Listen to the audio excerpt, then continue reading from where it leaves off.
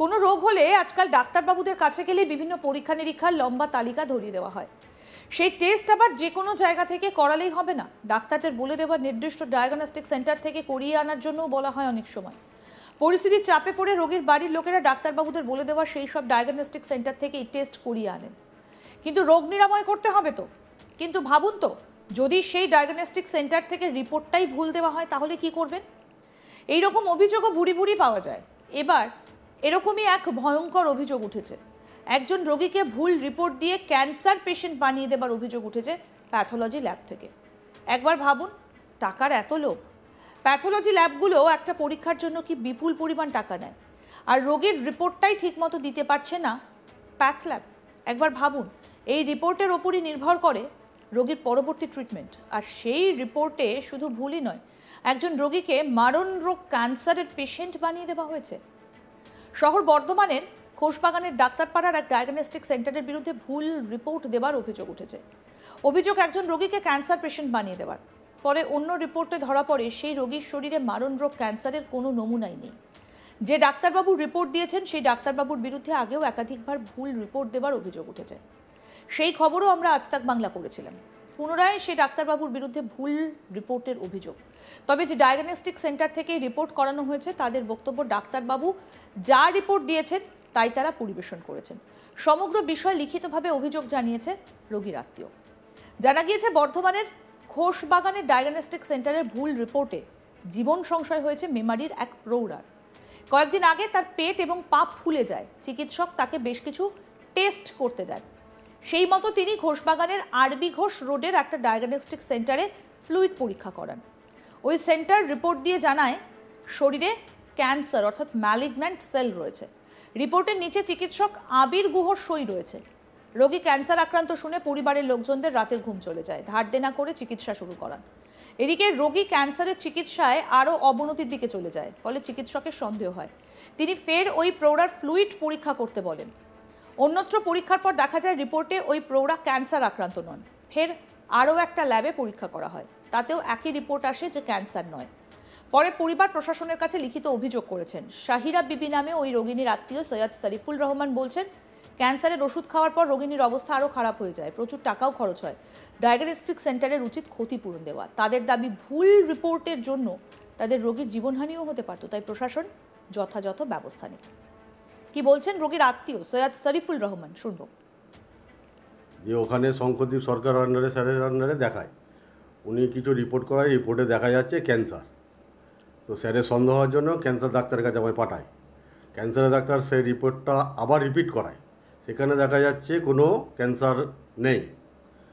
Sir ওটাকে আবার একবার রিপিট করায়, সেটাতেও ক্যান্সার নেই। দুটো রিপোর্টে ক্যান্সার নেই, একটা রিপোর্ট প্রথম রিপোর্টে ক্যান্সার দেখা দেয়। পেশেন্টের নাম সায়রা শেখ সায়রা। শঙ্করদীপ সরকার। উনি ওই যে পেট ফুলেছিল, পা ফুলেছিল, হাত ফুলেছিল, ওটা দেখে উনি রিপোর্টগুলো করায়। রিপোর্টে দেখা যায় ক্যান্সার। ওই জল, বুকের জল, পেটের জল, এটা জলটা কিসের জন্য হচ্ছে। তারপর উনি হয়তো ডক্টর আবির গুহর আন্ডারে রিপোর্টটা করানো হয়েছিল। সেন্টারের নামটা কি, মেডিটাস। এটা বর্ধমান খোশবাগান বইলে পড়ার মুখে। আচ্ছা, ওখানে রিপোর্ট দেয় তখন যে পেশেন্টার ক্যান্সার ধরা পড়েছে। তখন শঙ্করদীপ সরকার আমার স্যার বলেন যে এটা একটা ক্যান্সারের ডাক্তারকে দেখাতে। তখন ক্যান্সারের ডাক্তারকে দেখিয়ে উনি সন্দেহজনক হওয়াতে আবার রিপোর্ট করায়। রিপোর্ট করে সেখানে কোনো ক্যান্সারও নাই। উনি একটা, তখন আমারও সন্দেহ যে স্যার একজনও বলছে ক্যান্সার, একজনও বলছে ক্যান্সার নয়। আমি আবার রিপোর্ট করাই, ওটা লাইভ কেয়ারে, খোশবাগানের লাইভ কেয়ারে, ওখানেও বলেছে ক্যান্সার নেই। হ্যাঁ, তারপরে ক্যান্সারের ভুল রিপোর্ট দেখে ভুল ট্রিটমেন্ট হয়েছে, ক্যান্সারের ট্রিটমেন্ট। ওটা আমাদের ক্যান্সারের ডাক্তার সৌরভ সাউ। যদিও আবিরবাবু বলেন, তখন ফ্লোরিডে যা পেয়েছি সেই রিপোর্ট দিয়েছি, ভুল করিনি। তবে রিপোর্টের আরও একবার পরীক্ষা করে ডাক দেওয়া উচিত ছিল, ট্রিটমেন্ট করা। অবাক করা দাবি ডাক্তার আবির গুহর।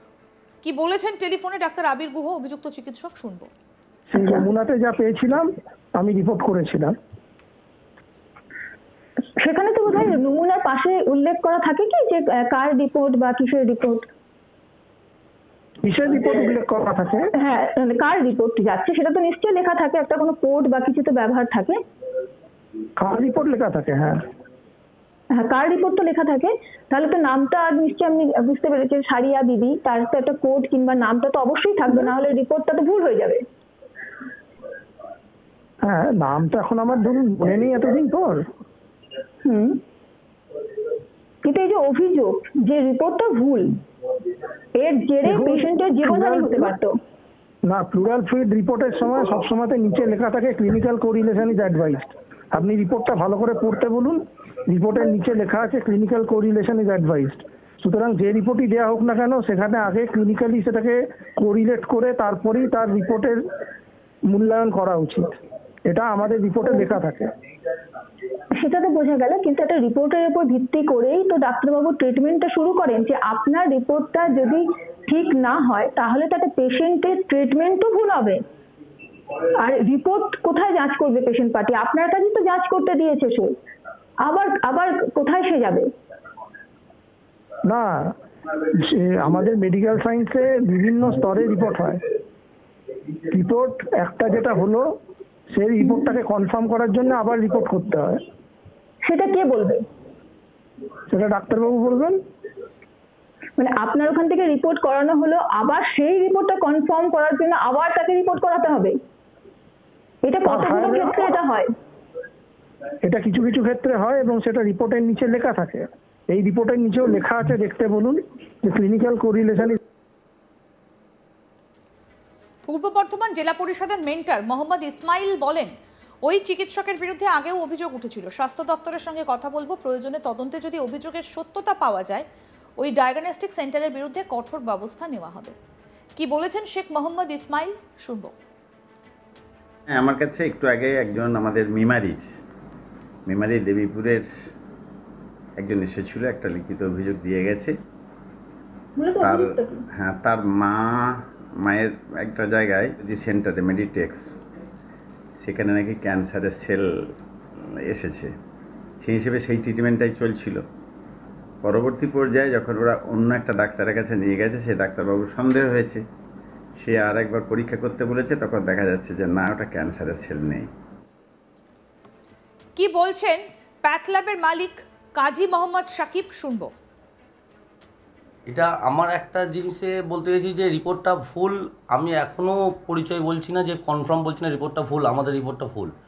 আমি যেই ল্যাবে করিয়েছেন সেই ল্যাবে করানোর পর দেখা গেলো সে নেগেটিভ দিয়েছে, রিপোর্টটা ম্যাগনেল সেল নেগেটিভ দিয়েছে, কিন্তু আর একটা ল্যাবে করানো হবে এবং সেই ক্ষেত্রে ওনার দিকে স্লাইড বক্স দেওয়া হয়েছিল, স্লাইড বক্স হারিয়ে ফেলেছে। এবার সেই স্লাইড বক্সটা আমাদের কাছে 2টো করে কপি করা থাকে, আমরা বক্সটা নিয়েছি। সেই বক্সটাকে নিয়ে আবার আমি মেডিডনে করানোর জন্য বলা হয়েছে, স্যারকে ফোন করা হয়েছে। মানে ওই মেডিডনে যে একটা স্টাফ আছে মাখন, তাকে ফোন করে বলা হয়েছে যে আমরা স্লাইডটা নিয়ে যেয়ে একটা জেরক্স কপি লাগবে, আমাদের যে ম্যাগনেট সেল পজিটিভ দিয়েছি তার জেরক্স কপিটা নিয়ে যেয়ে ওই ল্যাবে দিয়ে রিপোর্ট দেবে। আরও আপডেট পেতে দেখতে থাকুন আজ তাক বাংলা। সাবস্ক্রাইব করুন, নোটিফিকেশন পেতে বেল বাটন অপশন প্রেস করুন।